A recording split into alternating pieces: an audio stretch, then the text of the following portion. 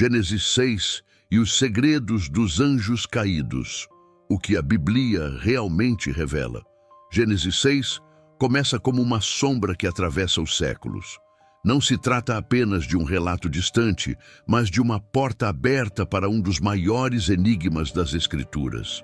Ouvimos falar dos filhos de Deus e das filhas dos homens, dos nefilins e de uma geração corrompida a tal ponto que atraiu o juízo divino.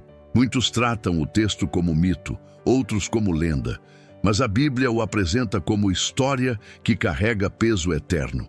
É diante desse mistério que a consciência humana é convocada a refletir.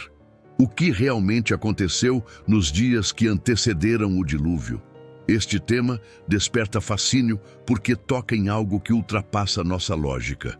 A possibilidade de seres espirituais terem rompido fronteiras, corrompendo a ordem estabelecida por Deus. E ao mesmo tempo expõe uma verdade incômoda. O ser humano, entregue à sua própria inclinação, caminha inevitavelmente para a ruína. Ao unir essas duas dimensões, espiritual e humana, Gênesis 6 se torna um espelho que revela não apenas o passado, mas a condição atual do mundo.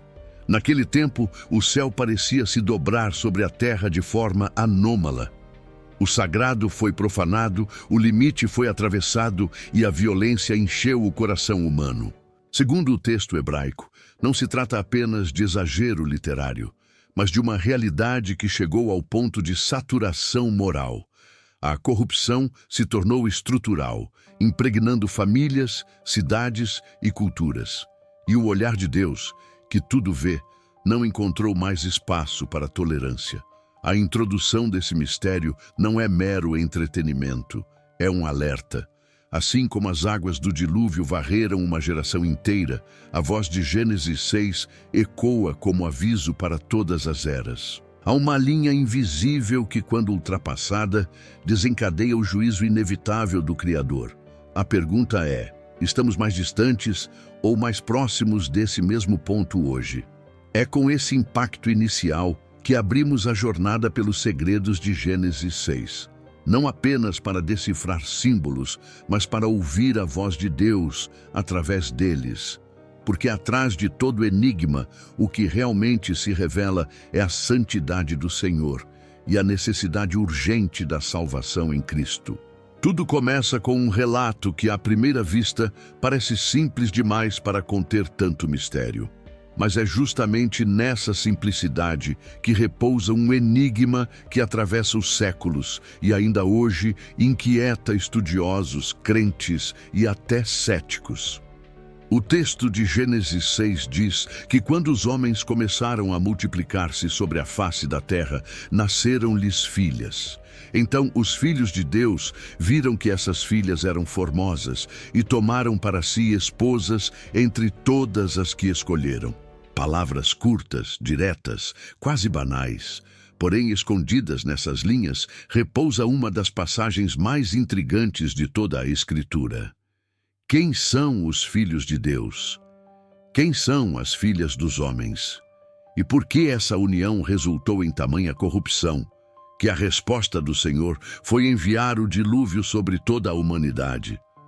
Esse texto é como uma porta entreaberta. Ele nos convida a atravessar, mas não entrega tudo de imediato. Ele exige que paremos, que reflitamos, que busquemos a profundidade da revelação. Não é apenas um detalhe curioso no Antigo Testamento. É uma chave que abre a compreensão da gravidade do pecado, da santidade de Deus e da necessidade urgente da redenção. Cada palavra provoca, cada expressão levanta mais perguntas do que respostas. E é nesse desconforto que reside o poder dessa narrativa, porque ela nos obriga a enxergar que a realidade não se limita ao que os olhos podem ver. Ao longo da história, intérpretes se dividiram em múltiplas leituras dessa passagem. Alguns viram nesses filhos de Deus anjos que se rebelaram contra o Criador, abandonando sua habitação celestial para se unir de forma ilícita à humanidade. Outros enxergaram uma metáfora para a mistura entre os descendentes de Sete, que representavam uma linhagem piedosa, e os descendentes de Caim, marcados pela violência e pela rebelião. Outros ainda entenderam como uma referência a governantes tiranos que, arrogando-se como deuses, tomaram para si mulheres e corromperam as estruturas sociais da época.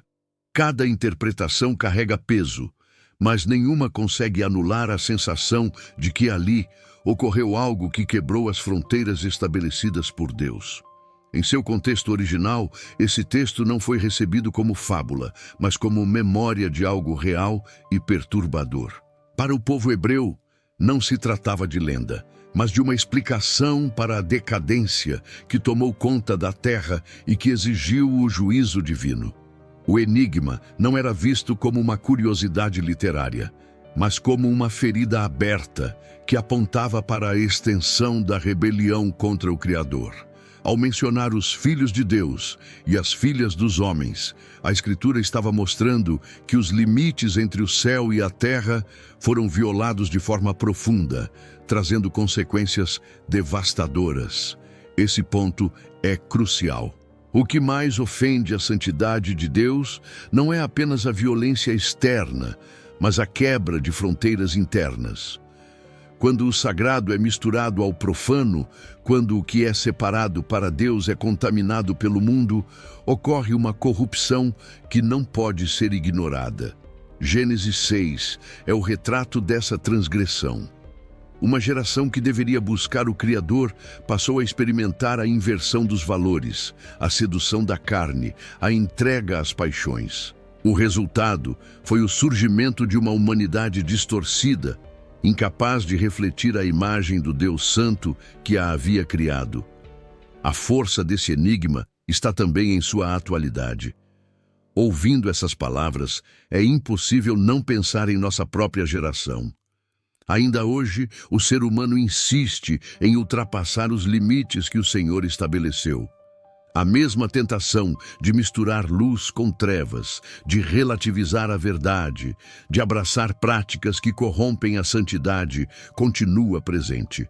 O texto antigo se torna uma lente que amplia nosso presente. Ele mostra que a rebelião contra Deus nunca se restringe a um detalhe do passado, mas ecoa em cada época da história humana. Mas o enigma de Gênesis 6 não é apenas sobre o que o homem fez, é sobre quem Deus é. O fato de o Senhor ter registrado essa história em sua palavra não foi para satisfazer curiosidades, mas para revelar seu caráter. Ele é santo, justo e não tolera a corrupção indefinidamente. A paciência de Deus é grande, mas não é infinita. O texto mostra que há um limite para o qual a humanidade pode caminhar antes que o juízo divino se manifeste. Esse limite foi alcançado nos dias que antecederam o dilúvio. E a mesma linha pode ser alcançada novamente, porque a advertência de Jesus é clara. Assim como foi nos dias de Noé, será também na vinda do Filho do Homem. O enigma de Gênesis 6 nos convida a olhar para o invisível. Ele nos obriga a admitir que não somos apenas matéria, mas também espírito. Ele mostra que há forças espirituais em ação, que existem dimensões que não percebemos, mas que influenciam o curso da humanidade. Ao mesmo tempo, expõe nossa responsabilidade diante do Criador. Porque no fim, não importa qual interpretação escolhemos sobre os filhos de Deus. O que importa é entender que houve uma quebra do limite divino, que essa transgressão gerou uma humanidade corrompida e que a resposta do Senhor foi o juízo. Abrir a porta desse mistério é o primeiro passo para compreender toda a sequência da narrativa bíblica. A partir daqui, somos levados a contemplar o mundo antes do dilúvio, a corrupção generalizada e a intervenção decisiva do Criador. Mas já neste primeiro contato, a lição se impõe com clareza. Quando o ser humano abandona a ordem de Deus e flerta com a rebelião espiritual, ele prepara o terreno para sua própria destruição. Antes de falarmos sobre o dilúvio e suas águas de juízo, é preciso compreender o ambiente em que essa geração estava inserida. O mundo antes do dilúvio não era um paraíso preservado, mas um cenário onde a criação de Deus havia sido profundamente distorcida. A terra, que fora chamada de muito boa no princípio, agora refletia violência, depravação e uma corrupção que se espalhava como um veneno silencioso. Gênesis 6 nos mostra que a multiplicação da humanidade trouxe consigo não apenas números, mas uma ampliação da maldade que brotava no coração. A vida que deveria florescer em adoração ao Criador tornou-se palco de rebeldia aberta contra ele. Esse tempo é marcado por uma palavra-chave: degradação. O ser humano não apenas praticava o mal, mas o fazia continuamente. A Bíblia declara que o Senhor viu que a maldade do homem se multiplicara sobre a terra e que toda a imaginação dos pensamentos de seu coração era somente má, continuamente. Não se tratava de desvios isolados ou pecados ocasionais. Era um estado geral de depravação, uma humanidade inteira consumida por sua própria rebelião. O coração, que deveria ser o centro de comunhão com Deus, havia se tornado fábrica de pecado, uma fonte incessante de desejos contrários à vontade divina. Segundo o contexto cultural da época, havia o crescimento de cidades e estruturas de poder. A civilização florescia em termos materiais, mas espiritualmente se afundava cada vez mais. Monumentos eram erguidos, mas altares verdadeiros eram abandonados. O avanço humano não caminhava junto com a submissão ao Criador. O mesmo impulso de dominar a terra, dado por Deus em Gênesis 1, agora se voltava contra ele, transformando domínio em tirania, progresso em idolatria, multiplicação em corrupção. O resultado era um mundo socialmente injusto e espiritualmente desfigurado. A violência enchia a terra, a opressão se tornava comum e o respeito pelo próximo se dissolvia em meio à busca desenfreada por prazer e poder. Era um tempo em que a carne ditava as regras, em que a consciência estava cauterizada e em que a lembrança do Deus Criador parecia distante, quase esquecida.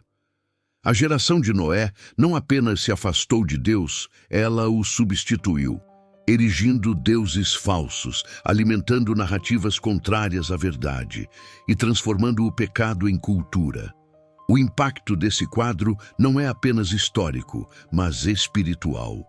O Senhor, que tudo vê, olhou para a terra e não encontrou descanso. O texto bíblico chega a dizer que Deus se arrependeu de ter feito o homem sobre a terra, não no sentido de erro, mas de dor. O Criador sentiu pesar em seu coração ao contemplar a corrupção generalizada. Esse detalhe revela a profundidade da relação de Deus com a humanidade. Ele não é um observador frio, distante ou indiferente. Ele é santo e amoroso. E seu coração se entristece quando a criatura escolhida para refletir sua glória decide viver como se ele não existisse. O mundo antes do dilúvio se torna, assim, um espelho profético. Quando olhamos para a nossa geração, percebemos paralelos assustadores. O aumento da violência, a banalização da vida, a exaltação da imoralidade, o desprezo pela ordem divina, tudo isso ecoa como se estivéssemos novamente diante daquela mesma paisagem espiritual. Jesus não deixou dúvidas ao dizer que, assim como nos dias de Noé, também seria nos dias da vinda do Filho do Homem. A corrupção que precedeu o dilúvio é um retrato da corrupção que antecederá o juízo final. Esse quadro prepara o terreno para entendermos o drama do texto. Antes do dilúvio, havia um mundo aparentemente cheio de vitalidade, mas morto espiritualmente. Havia homens e mulheres, cidades e famílias, mas todos se tornaram reféns de sua própria rebeldia. Era uma geração que conhecia a bondade do Criador, mas escolhia rejeitá-lo. Era uma humanidade que havia recebido vida, mas caminhava para a morte.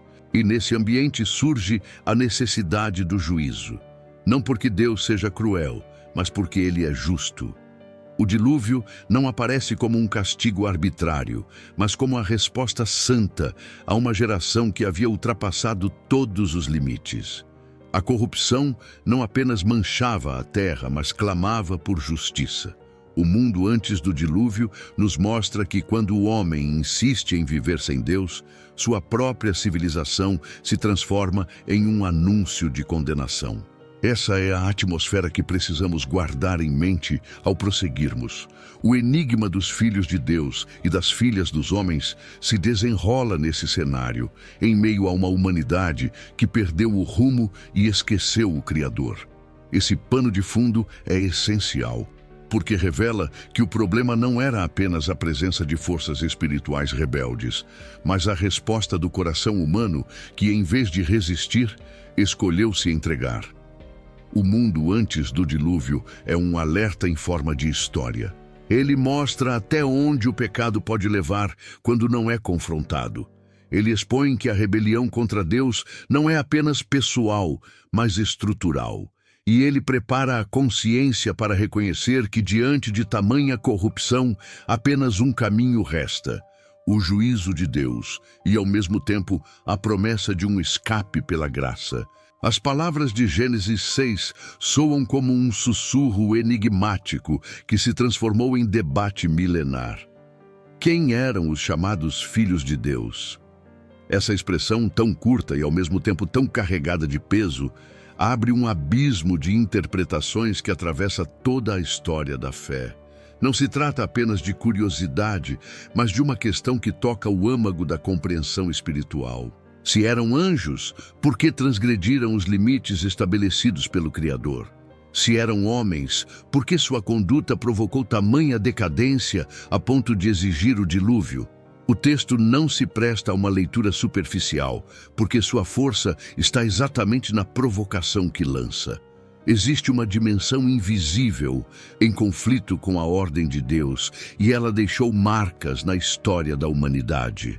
Para muitos intérpretes, os filhos de Deus são anjos que se rebelaram, deixando sua morada celestial e descendo à terra para se unir a mulheres humanas. Textos posteriores parecem sustentar essa visão, como Judas 6, que fala de anjos que não guardaram o seu estado original, e 2 Pedro 2,4, que descreve espíritos que pecaram e foram lançados em prisões de escuridão. Essa leitura ganha força quando comparada ao livro de Jó, onde a expressão filhos de Deus é usada para se referir a seres celestiais. Nessa perspectiva, Gênesis 6 mostra uma quebra violenta da ordem espiritual. Anjos atravessando a fronteira que Deus havia estabelecido, misturando o que é divino com o humano, gerando uma corrupção tão intensa que afetou a criação inteira.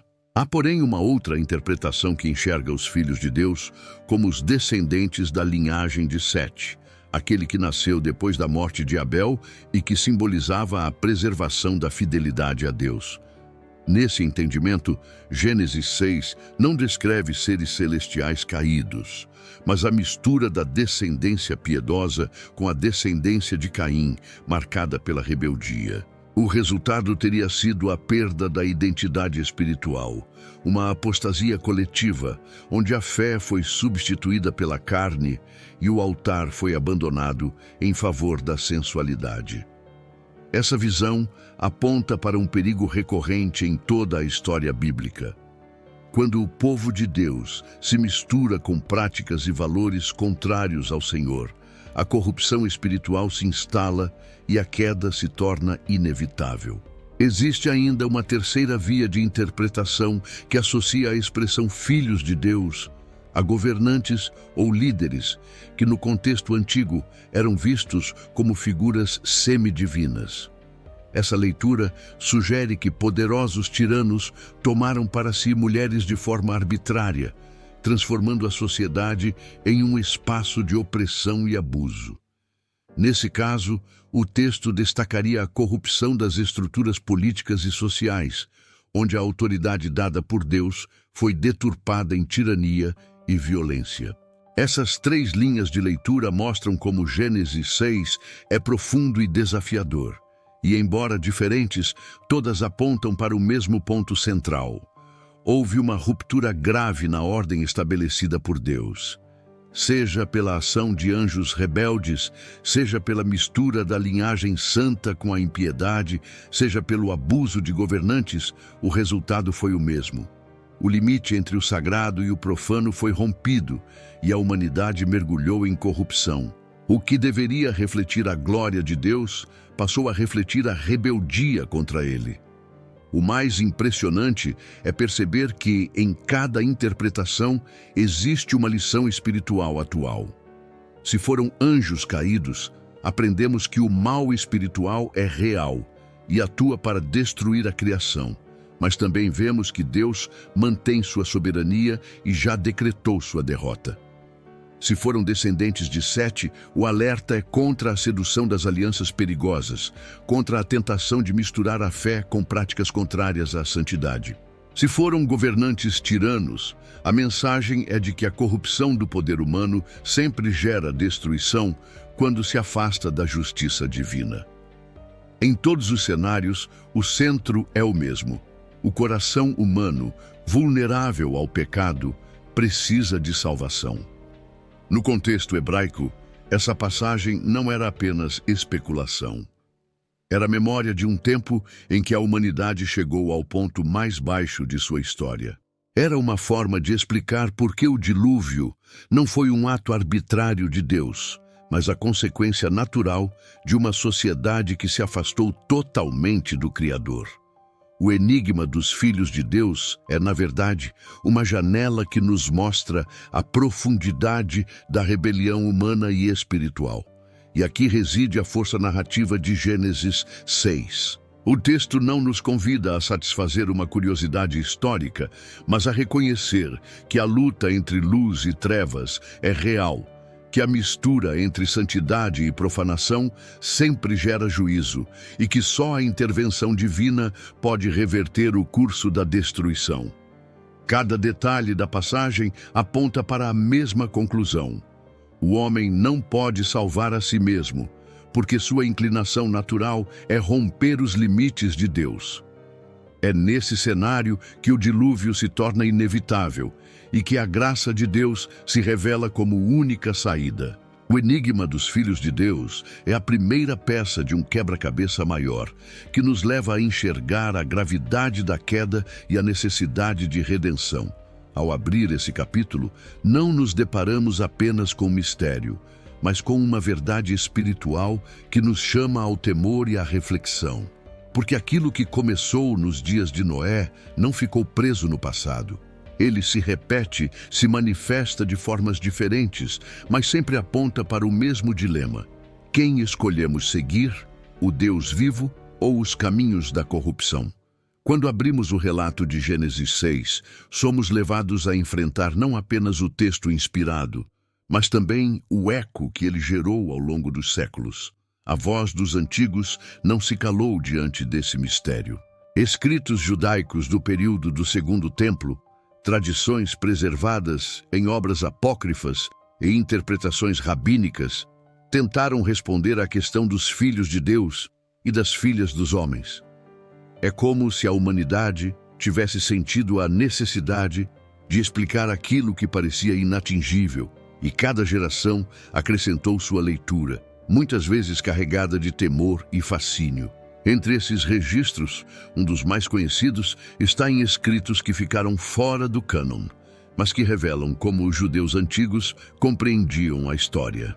Eles falavam de seres celestiais que teriam descido à terra e transmitido ao homem não apenas violência, mas também práticas ocultas e conhecimentos corrompidos. Essa narrativa descreve um mundo em que a fronteira entre o espiritual e o humano foi invadida, resultando em uma geração marcada pela idolatria, pela imoralidade e pelo poder dos gigantes. Ainda que não façam parte da revelação inspirada, esses textos mostram que desde cedo o povo via em Gênesis 6 uma advertência contra a mistura ilícita e contra a contaminação da fé. Segundo a tradição judaica mais antiga, Os nefilins não eram apenas personagens distantes, mas símbolos de como o pecado pode gerar descendência monstruosa.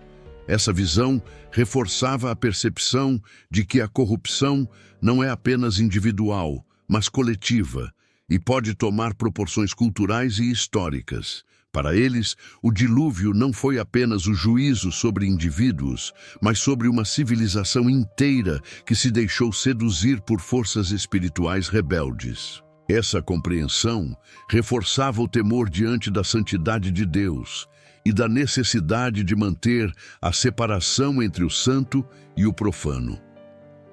Nos debates rabínicos posteriores, encontramos uma diversidade de interpretações.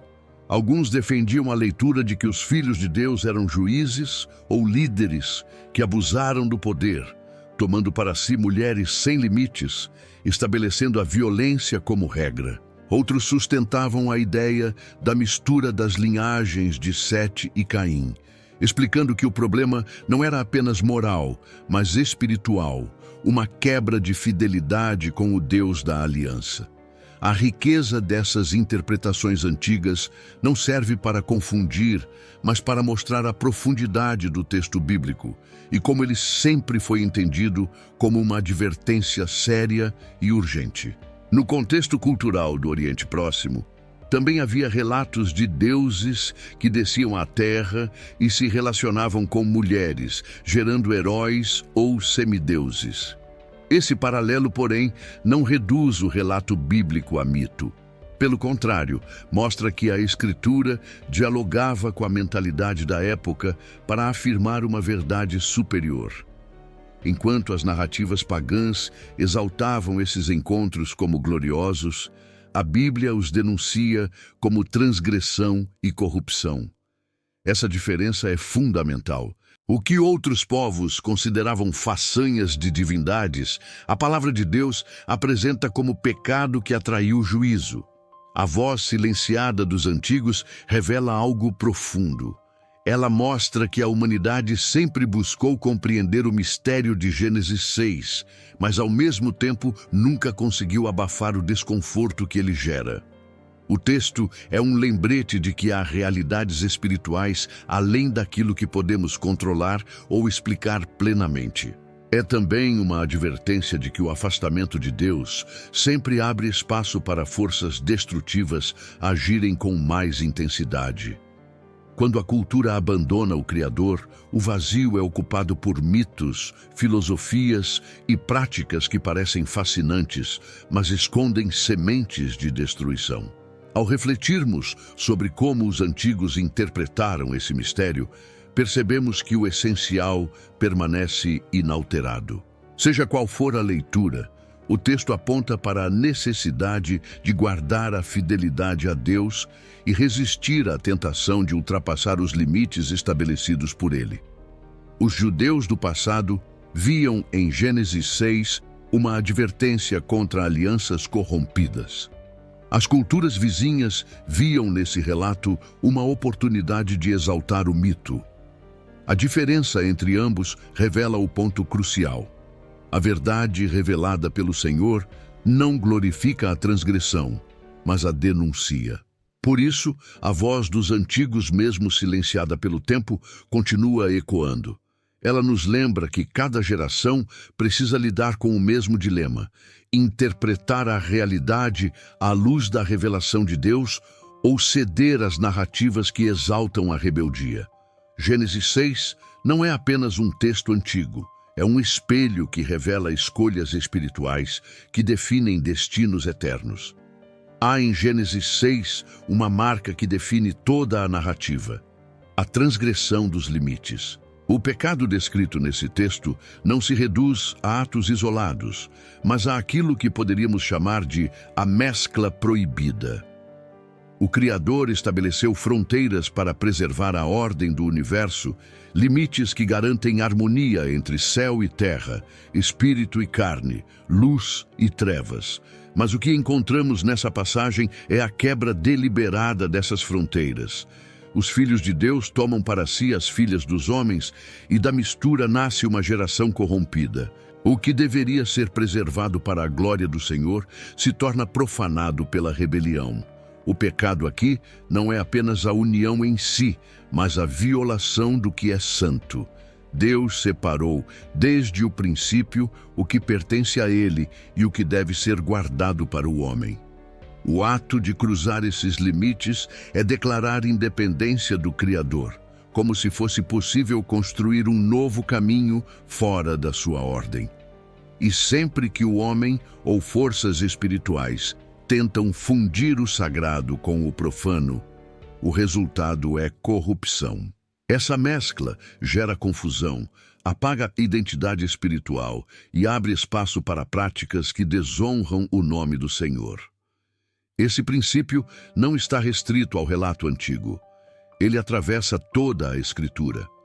Israel foi continuamente advertido a não se misturar com os povos e suas idolatrias, não por etnocentrismo, mas para preservar a santidade e a fidelidade ao Deus da aliança. O Novo Testamento repete esse mesmo alerta quando diz que não há comunhão entre luz e trevas, entre Cristo e Belial. A mescla proibida é sempre a tentação de unir o que Deus separou. E cada vez que esse limite é violado, o juízo se aproxima. Segundo o contexto cultural, o mundo antes do dilúvio celebrava esse tipo de mistura. Povos antigos exaltavam a união entre deuses e homens, transformando-a em lendas heróicas. O que a Escritura denuncia como transgressão, outras tradições consideravam glória. Essa inversão mostra o quanto o coração humano é atraído pelo proibido.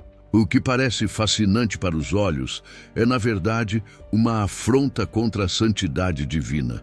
O pecado nunca se apresenta como algo grotesco à primeira vista.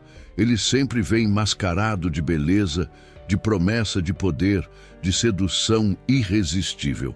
Foi exatamente essa aparência que seduziu os filhos de Deus ao contemplarem as filhas dos homens como formosas. Mas o que parecia agradável trouxe consequências devastadoras. A corrupção gerada por essa mistura afetou não apenas indivíduos, mas a estrutura inteira da sociedade. O texto bíblico descreve uma geração em que a maldade se multiplicava continuamente. A mescla não ficou restrita a casamentos ilícitos ou alianças espirituais erradas. Ela se espalhou, criando uma cultura inteira de violência e rebeldia. O sagrado foi diluído até desaparecer, e a terra, que deveria ser templo, se transformou em palco de degradação. O perigo dessa mescla é que ela cria uma ilusão de normalidade. Quando o santo e o profano se misturam, o pecado deixa de ser visto como pecado e passa a ser interpretado como escolha legítima, como alternativa válida. Foi assim nos dias de Noé. E é assim também em nossa geração. O que outrora era reconhecido como contrário à vontade de Deus hoje é celebrado como liberdade. Essa distorção nasce da mesma raiz. O desejo de romper limites e fundir o que o Senhor ordenou manter separado. Espiritualmente, essa mescla também simboliza a luta que acontece no coração humano. Cada pessoa é chamada a ser templo do Espírito, mas constantemente enfrenta a tentação de permitir que paixões carnais e valores do mundo se misturem com a fé. Quando isso acontece, a devoção se torna superficial, a oração perde profundidade e a vida espiritual se torna estéril. O mesmo princípio que destruiu uma geração inteira pode se repetir em cada indivíduo que escolhe abraçar a mescla em vez da santidade. Esse capítulo de Gênesis 6 é, portanto, uma denúncia, mas também um alerta para cada tempo da história. Ele mostra que a corrupção começa quando a fronteira de Deus é relativizada. A santidade não pode ser negociada. O altar não pode ser compartilhado com ídolos. A fé não pode ser contaminada pela cultura do pecado. Sempre que isso acontece, o resultado é destruição. A tentação da mescla proibida continua atual. Hoje, talvez, não vejamos anjos caídos se unindo a mulheres, Mas vemos o mesmo espírito de mistura atuando quando a igreja se conforma ao mundo, quando a verdade é diluída em meio a discursos agradáveis, quando o evangelho é transformado em espetáculo humano, em vez de permanecer como mensagem de cruz. A mesma lógica de Gênesis 6 continua viva. O que Deus separou, o homem insiste em unir, e dessa união nasce uma geração que esquece o Criador. Gênesis 6 nos ensina que não há futuro quando os limites de Deus são quebrados. A mescla pode parecer fascinante, mas ela é destrutiva. O que é santo precisa permanecer santo. O que é profano deve ser rejeitado. Esse é o chamado da Escritura. Não se conformar com este século, mas ser transformado pela renovação da mente. O texto nos leva a refletir se temos permitido que a mescla aconteça em nossa própria vida, ou se permanecemos fiéis ao Senhor que nos separou para a sua glória. A menção aos gigantes em Gênesis 6 desperta a imaginação de todos que leem o texto. Quem eram os chamados Nefilins? Foram apenas homens de grande estatura? Eram fruto da união ilícita entre filhos de Deus e filhas dos homens? Ou seriam apenas líderes guerreiros descritos com a linguagem hiperbólica comum à antiguidade? A Escritura não se preocupa em detalhar todas as respostas, mas nos deixa com uma palavra carregada de peso. O simples fato de sua presença ser registrada indica que algo extraordinário estava acontecendo, algo que ultrapassava a normalidade da experiência humana. Em sua raiz hebraica, o termo Nefilim está ligado à ideia de queda, de algo que foi derrubado ou que caiu. Isso já traz em si uma sugestão espiritual. Esses gigantes não eram apenas corpos avantajados, mas sinais visíveis de uma geração marcada pela corrupção e pela queda moral. O tamanho físico, se existiu de forma literal, era apenas a ponta do iceberg. O verdadeiro gigante era a dimensão do pecado que havia se multiplicado, transformando homens em símbolos de violência, tirania e opressão. A presença dos Nefilins é um lembrete de que, quando o ser humano rompe os limites estabelecidos por Deus, monstros sempre surgem, sejam eles literais ou figurativos.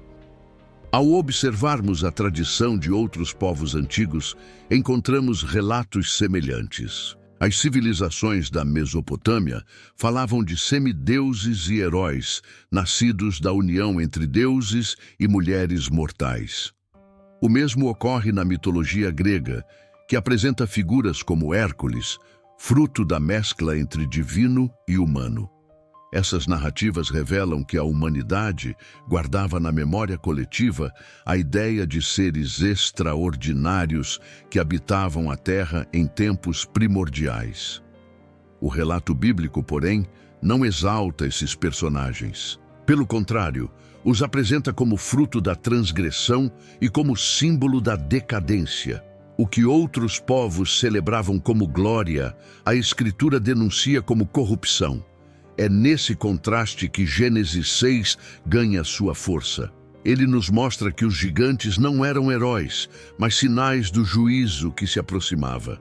Sua presença sobre a terra não trouxe prosperidade, mas acelerou a degradação. Eles são descritos como homens poderosos, mas não no sentido positivo.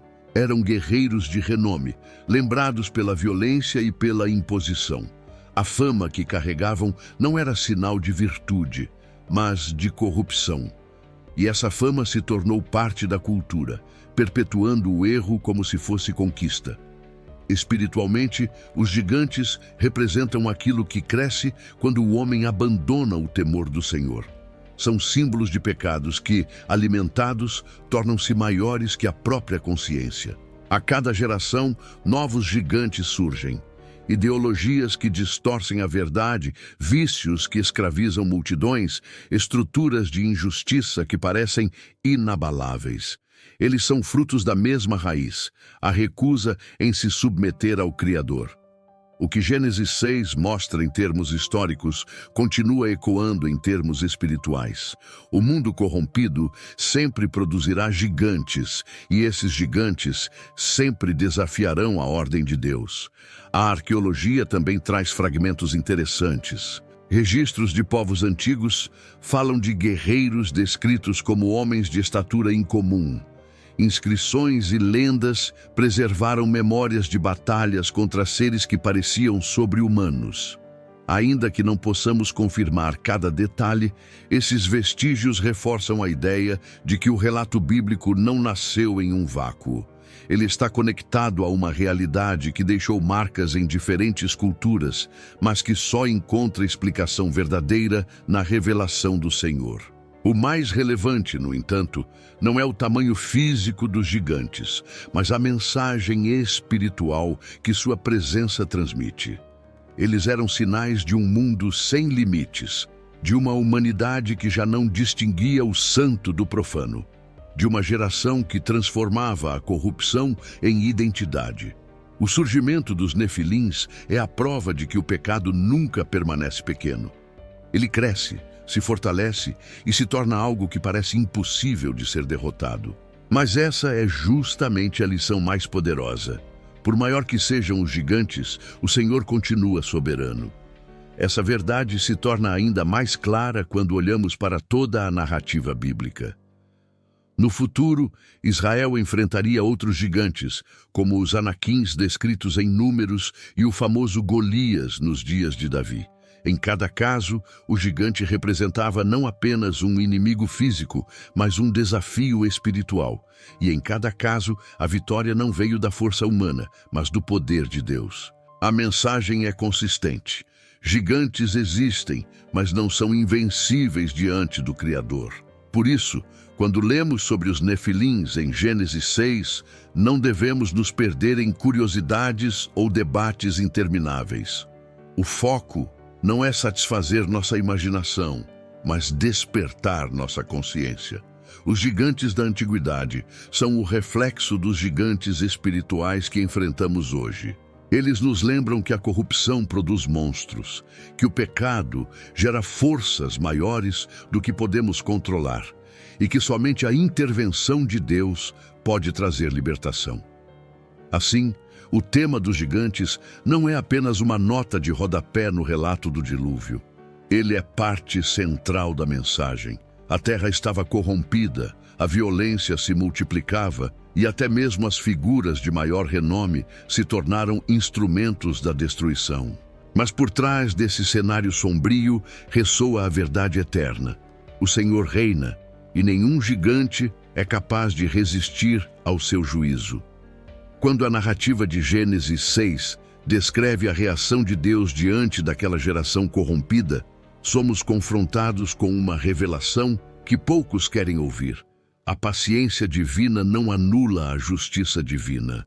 O texto diz que o Senhor viu que a maldade do homem se multiplicara sobre a terra e que toda a imaginação dos pensamentos de seu coração era má continuamente. Esse diagnóstico não é superficial. Ele revela uma humanidade inteiramente dominada pelo pecado, incapaz de gerar qualquer fruto de bondade por si mesma. A resposta do Criador não foi de indiferença, mas de dor. O coração de Deus se entristeceu, e essa tristeza abriu caminho para uma decisão irrevogável: o juízo. A justiça de Deus não é vingança, não nasce de impulsos humanos. Ela é a expressão da santidade do Criador. O dilúvio não foi um capricho, mas a demonstração de que o mal não pode permanecer impune. Ao decretar a destruição daquela geração, Deus mostrou que há um limite para a corrupção humana. Quando esse limite é ultrapassado, a resposta não pode ser outra senão a intervenção do juiz eterno. Isso revela algo profundo. O Senhor é longânimo, mas não negligente. É paciente, mas não permissivo. É amoroso, mas não cúmplice da rebeldia. Esse ato de juízo também nos mostra a seriedade da queda espiritual. Para os homens daquela época, a vida parecia seguir normalmente.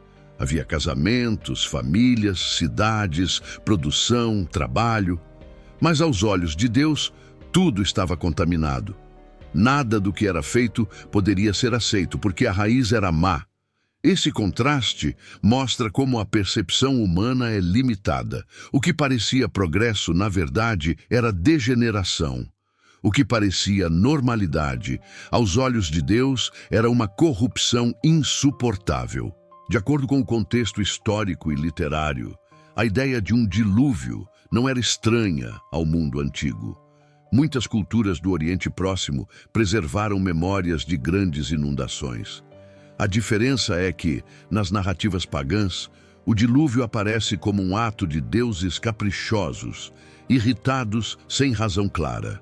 Na revelação bíblica, porém, o dilúvio é consequência direta da corrupção humana e da santidade divina.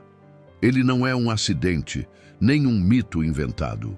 Ele é o juízo do Deus justo, que não permite que o mal se eternize. Mas é importante perceber que mesmo em meio ao decreto de destruição, a graça não foi anulada. O texto diz que Noé achou graça aos olhos do Senhor. A justiça de Deus andou de mãos dadas com sua misericórdia. O mesmo Deus que julgou a geração corrupta preservou um remanescente, mostrando que seu propósito não era extinguir a humanidade, mas purificá-la. Essa é a beleza da justiça divina. Ela não é apenas destrutiva, mas redentora. Ela remove o que é impuro para que a santidade seja preservada.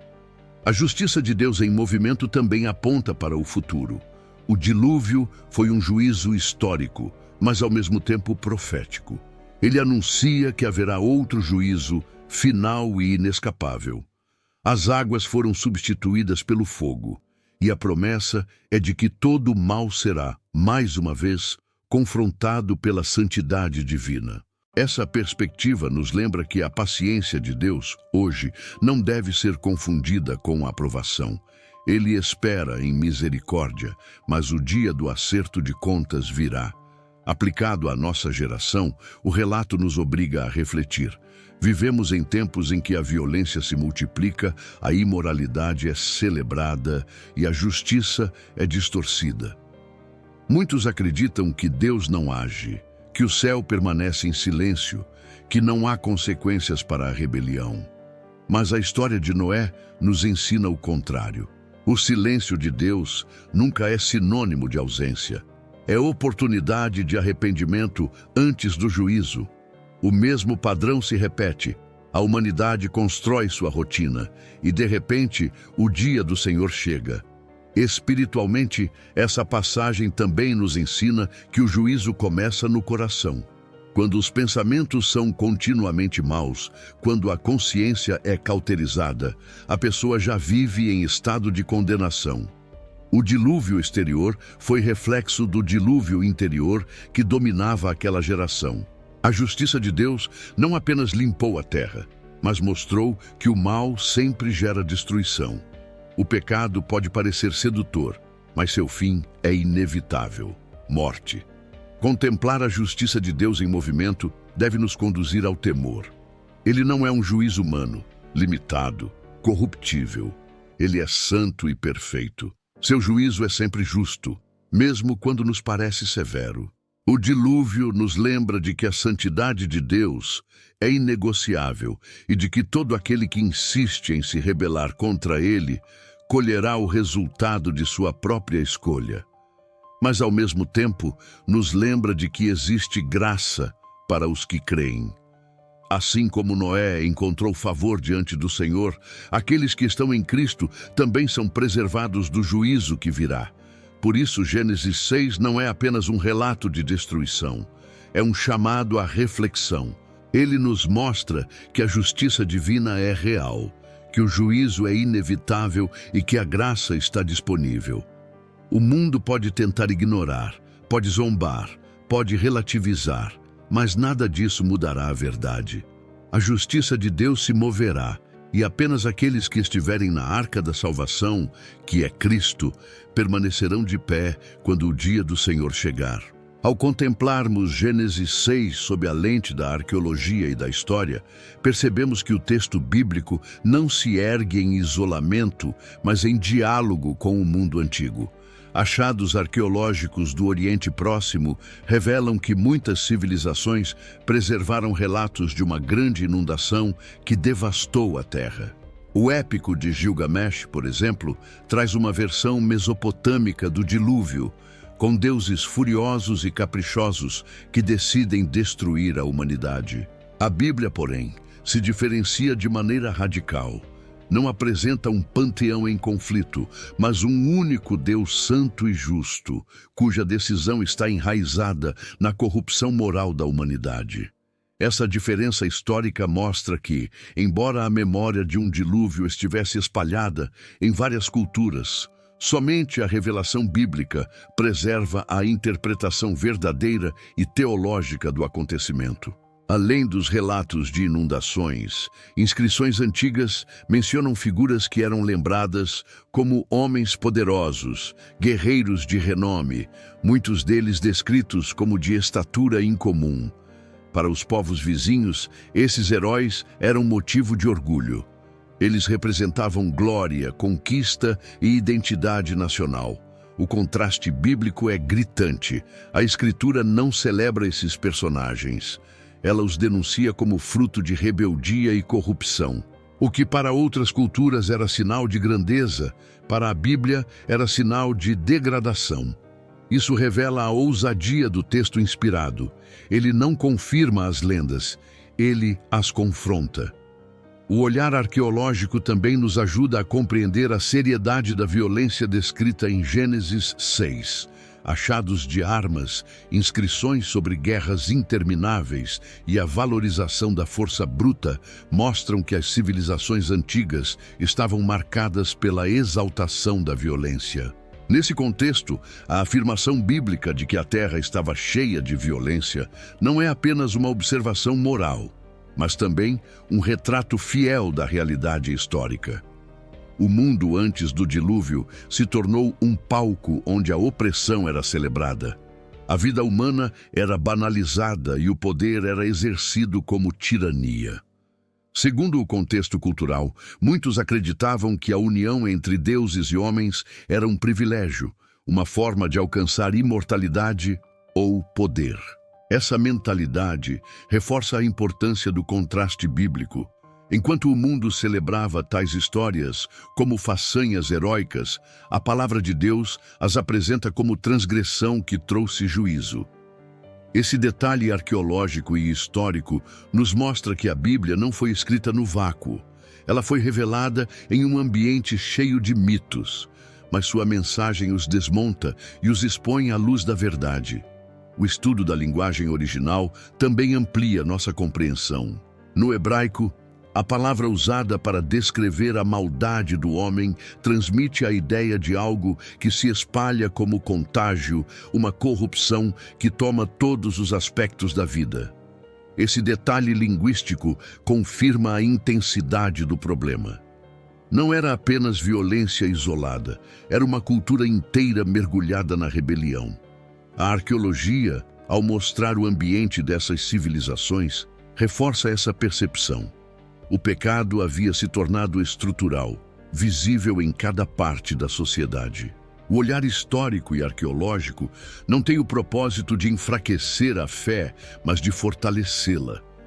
Quando descobrimos que memórias de um dilúvio estão registradas em tábuas milenares, não vemos contradição, mas confirmação de que o evento deixou marcas reais na humanidade. Quando encontramos relatos de gigantes ou guerreiros sobre-humanos, percebemos que a memória coletiva das nações preservou distorções de uma verdade que apenas a revelação bíblica explica corretamente. A arqueologia mostra vestígios, a história guarda memórias, mas apenas a Escritura revela o significado espiritual. O mais importante é compreender que todos esses elementos apontam para uma única verdade. O relato de Gênesis 6 não é mito, não é fábula, não é imaginação. Ele está enraizado na história real da humanidade.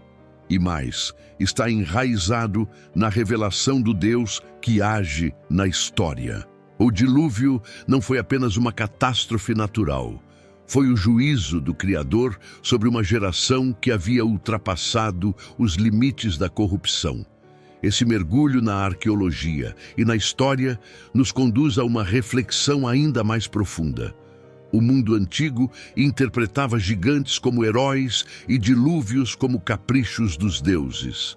A Bíblia, porém, transforma esses símbolos em advertência e juízo. Isso nos ensina que não devemos interpretar a vida à luz da cultura, mas à luz da revelação de Deus. Porque aquilo que o mundo celebra como conquista, muitas vezes é, diante do Senhor, sinal de queda. A arqueologia pode mostrar os restos de cidades soterradas, inscrições sobre heróis ou memórias de catástrofes. Mas somente a palavra de Deus mostra o que está por trás de tudo isso. O coração humano em rebelião e a santidade de um Deus que não deixa o mal sem resposta. É nesse contraste que a verdade bíblica brilha. A história guarda fragmentos, mas a Escritura nos dá o sentido. As lições invisíveis de Gênesis 6 não estão apenas nas palavras escritas, mas nas entrelinhas que revelam o caráter de Deus e a natureza do homem. O texto não se limita a narrar fatos estranhos ou intrigantes.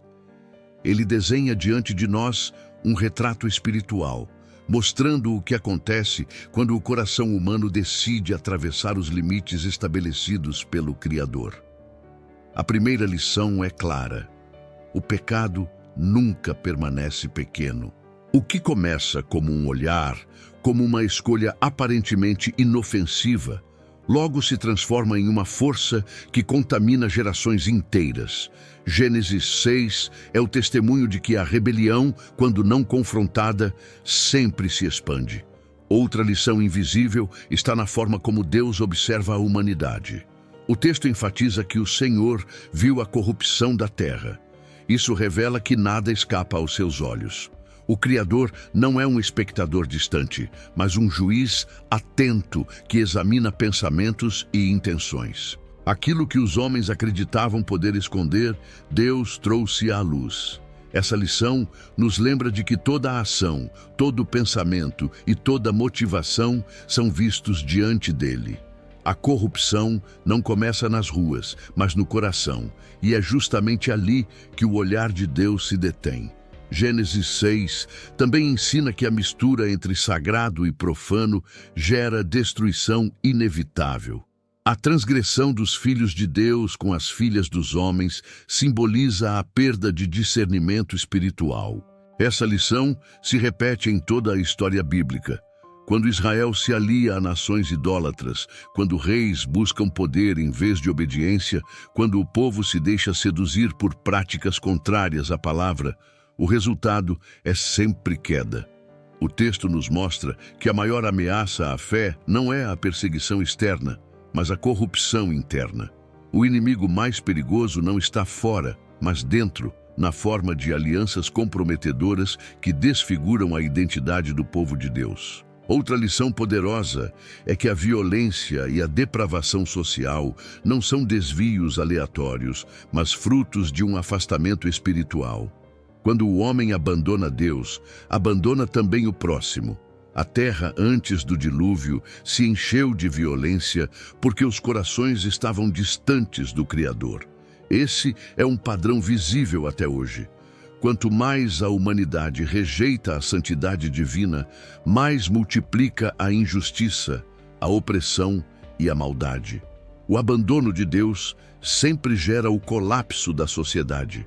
O texto ainda nos ensina que Deus se entristece com a corrupção humana. Essa é uma lição invisível, mas profundamente reveladora. O arrependimento atribuído ao Senhor em Gênesis 6 não significa erro em sua criação, mas dor diante da escolha humana. Isso revela que nosso pecado não apenas quebra mandamentos, mas fere o coração de Deus. Ele não é indiferente ao mal. sua santidade se entristece e sua justiça se move em resposta. Essa é uma verdade que deveria nos conduzir ao temor e ao arrependimento.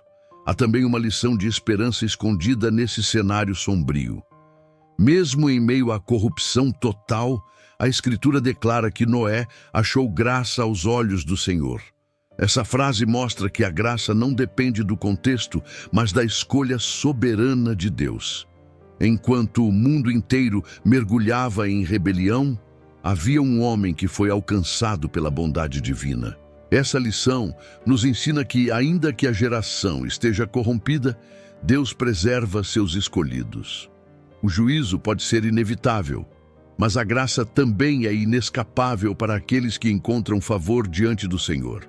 As lições invisíveis de Gênesis 6 se tornam ainda mais impactantes quando aplicadas ao presente.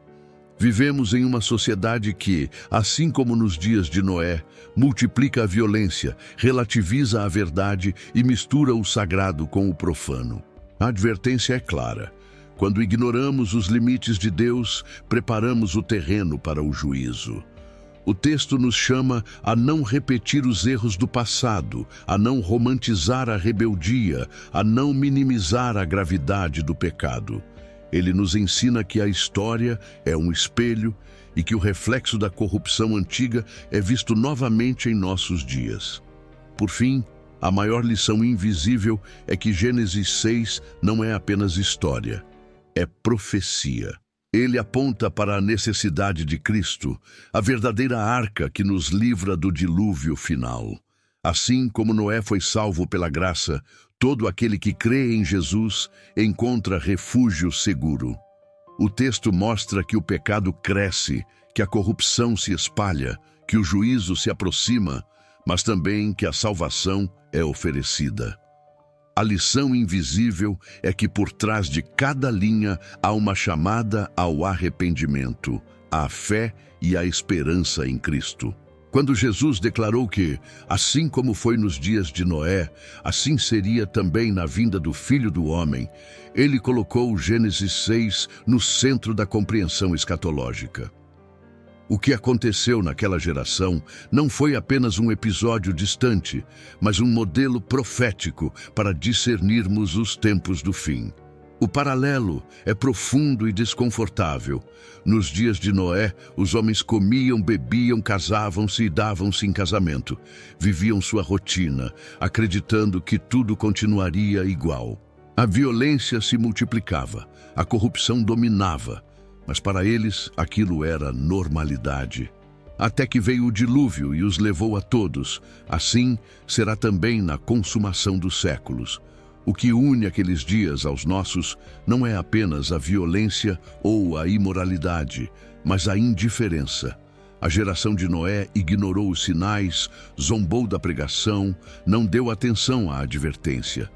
Para eles, a arca era apenas uma loucura. Hoje, a indiferença é a mesma. O anúncio da volta de Cristo é ridicularizado. A palavra de Deus é relativizada. O juízo é tratado como lenda. O mundo segue em sua rotina, como se o dia do Senhor não fosse uma realidade iminente. Essa cegueira espiritual é a marca mais evidente de que estamos novamente diante do mesmo cenário. A corrupção moral e espiritual também se repete. Nos dias de Noé, houve a mistura do sagrado com o profano, a multiplicação da violência e a degradação da criação. Em nossos dias, a sociedade normaliza práticas que outrora eram vistas como afronta à santidade. O que Deus chama de abominação é celebrado como progresso. O que ele condena é exaltado como liberdade. Essa inversão de valores é a mesma que antecedeu o dilúvio. O mundo de hoje também escolheu cruzar as fronteiras do Criador, e essa transgressão prepara o terreno para o juízo final. O ensino de Jesus mostra que o maior perigo é viver sem perceber. A geração de Noé não foi destruída por ignorar dados científicos ou previsões humanas, mas por desprezar a voz de Deus. O mesmo se aplica a nós. A advertência não é apenas sobre guerras ou catástrofes, mas sobre o estado espiritual do coração. O tempo do fim não será marcado apenas por sinais externos, mas pela indiferença interna. A rotina cega a consciência e, quando menos se espera, a porta se fecha. Segundo o contexto histórico, Noé pregou durante anos enquanto construía a arca. Sua vida era um testemunho de obediência em meio a uma geração corrompida, mas sua mensagem foi rejeitada. Essa rejeição ecoa em nossos dias. A voz profética continua a anunciar o juízo e a graça, mas muitos preferem desprezar, rir ou endurecer o coração. O padrão se repete. Assim como eles ignoraram, muitos hoje também ignoram. O paralelo traçado por Cristo não deixa margem de dúvida. Estamos vivendo novamente dias semelhantes aos de Noé. Há ainda um aspecto espiritual profundo nesse paralelo. Assim como o dilúvio cobriu a terra inteira, o juízo vindouro também será universal. Não haverá escapatória humana, não haverá poder político, econômico ou militar capaz de resistir. A única diferença entre salvação e perdição será estar dentro ou fora da arca. Nos dias de Noé, a arca era feita de madeira e coberta de betume. Hoje, a arca é Cristo, a única porta aberta para escapar do juízo que virá. Essa é a mensagem que Gênesis 6 aponta para os nossos dias. Os dias de Noé e os dias de hoje se encontram também na figura do remanescente. No meio da corrupção, houve um homem que achou graça diante de Deus. Hoje, em meio à apostasia, o Senhor também preserva um povo fiel. Essa é a esperança que atravessa a história. Ainda que a maioria rejeite, ainda que a cultura ridicularize, sempre haverá aqueles que permanecem fiéis, guardados pela graça. Esse remanescente não é fruto da força humana, mas da misericórdia divina. O paralelo entre o passado e o presente não é apenas uma observação, mas um alerta urgente. Se os homens de Noé pereceram por ignorar a advertência, o mesmo destino aguarda os que desprezam a voz de Deus hoje. As águas do dilúvio foram históricas, mas apontam para um juízo futuro ainda maior. E assim como a porta da arca se fechou, também haverá um dia em que a porta da graça será encerrada. Até lá, a voz de Gênesis 6 continua ecoando. Prepare-se, porque o tempo é curto e o juízo é certo. Portanto, ler Gênesis 6, à luz dos dias atuais, é ouvir o chamado de Cristo. É perceber que não vivemos tempos comuns, mas dias proféticos. É entender que a indiferença é tão perigosa quanto a violência e que a normalidade aparente do mundo é apenas o silêncio antes da tempestade. O Senhor virá como nos dias de Noé, e somente aqueles que estiverem na arca, que é Cristo, encontrarão salvação. Ao avançarmos na narrativa bíblica, percebemos que o mistério de Gênesis 6 não fica restrito ao Antigo Testamento. O Novo Testamento retoma esse tema e o conecta diretamente à obra redentora de Cristo. Cartas apostólicas mencionam anjos que pecaram e foram lançados em cadeias eternas, aguardando o dia do juízo. Essa referência não é acidental. Ela mostra que a rebelião espiritual não ficou sem resposta e que a vitória de Cristo está diretamente ligada à derrota dessas forças. O Filho de Deus não apenas veio salvar a humanidade, mas também triunfar sobre os poderes rebeldes que ousaram desafiar a ordem divina. O apóstolo Paulo descreve Cristo como aquele que despojou principados e potestades, expondo-os publicamente e triunfando sobre eles na cruz. Essa declaração revela algo grandioso. O Calvário não foi apenas o lugar onde o pecado humano foi perdoado. Foi também o campo de batalha em que o inimigo espiritual foi humilhado e derrotado. A cruz, que parecia sinal de fraqueza, tornou-se o trono da vitória eterna. Ali, o Cordeiro venceu os anjos caídos, as forças demoníacas e toda a estrutura espiritual que se opõe a Deus. Isso significa que, por mais ameaçadores que os anjos caídos pareçam, sua derrota já está decretada. Gênesis 6 mostra o início da corrupção, mas o Novo Testamento revela o fim dessa história. Cristo reina e nenhum poder pode resistir a ele. A mesma humanidade que foi arrastada para a ruína nos dias de Noé encontra em Jesus a possibilidade de libertação. Ele é a arca verdadeira, não apenas para escapar das águas de um dilúvio, mas para vencer as correntes invisíveis que escravizam o coração humano. Há também uma dimensão profética nessa vitória. Quando Pedro escreve que Cristo pregou aos espíritos em prisão, ele indica que a obra da cruz ecoou até as regiões mais profundas. Essa pregação não foi um anúncio de salvação para os rebeldes espirituais, mas a declaração de sua derrota. A cruz se tornou o selo definitivo de que nenhum poder contrário ao Senhor prevalecerá. Os anjos caídos podem ter buscado corromper a criação, mas sua rebelião foi esmagada pelo sacrifício perfeito do Filho de Deus. Essa verdade nos conduz a uma reflexão essencial. Se Cristo já venceu os poderes espirituais, não precisamos viver em medo. O pecado pode parecer gigante, as trevas podem parecer dominantes, mas a vitória já foi conquistada. O que resta é decidir se permaneceremos fora da arca, iludidos pela corrupção, ou se entraremos em Cristo, experimentando a segurança de sua vitória. O triunfo de Jesus não é apenas uma promessa futura, é uma realidade presente para todos que creem. No contexto histórico, os primeiros cristãos viviam cercados de perseguições, idolatria e poderes opressivos. Para eles, ouvir que Cristo havia vencido os principados e potestades era fonte de coragem e esperança. Hoje, a mensagem é a mesma. Ainda que vivamos em um mundo marcado por rebeliões espirituais, podemos permanecer firmes, sabendo que nosso Redentor já desarmou os inimigos. Ele governa sobre todas as coisas, e sua autoridade não pode ser contestada.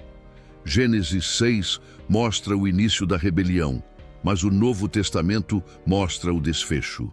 O que começou com anjos, transgredindo limites, termina com o Cordeiro exaltado, assentado no trono, com todas as coisas sujeitas debaixo de seus pés. Essa é a chave que transforma mistério em esperança. Não precisamos temer os segredos dos anjos caídos, porque o maior segredo já foi revelado. Cristo é vitorioso e compartilha essa vitória com os que pertencem a Ele. Essa é a mensagem central. O mundo pode se corromper, os gigantes podem surgir, a violência pode se multiplicar, mas nada disso muda o decreto divino. O Senhor já venceu e seu triunfo é eterno. A história não termina em Gênesis 6, mas na cruz do Calvário e na ressurreição gloriosa de Jesus Cristo. É essa vitória que redefine nossa leitura do passado, ilumina nosso presente e garante nosso futuro. O relato de Gênesis 6 encontra sua culminação em uma imagem de juízo e graça que atravessa toda a Bíblia. A geração de Noé experimentou a realidade do dilúvio. Águas que varreram uma humanidade corrompida.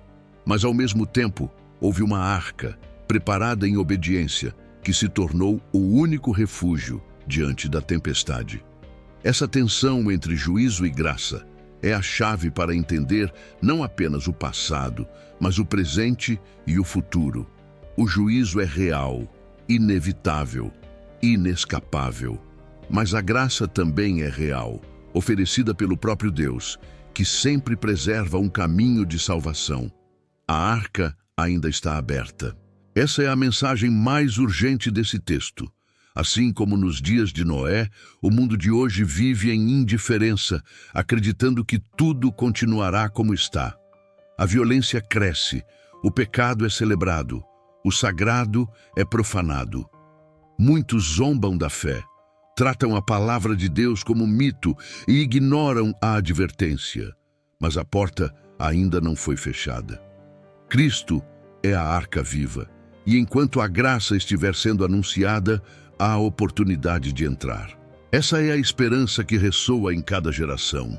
Enquanto a porta estiver aberta, existe salvação. A arca de Noé foi construída com madeira, revestida de betume, sustentada por instruções divinas.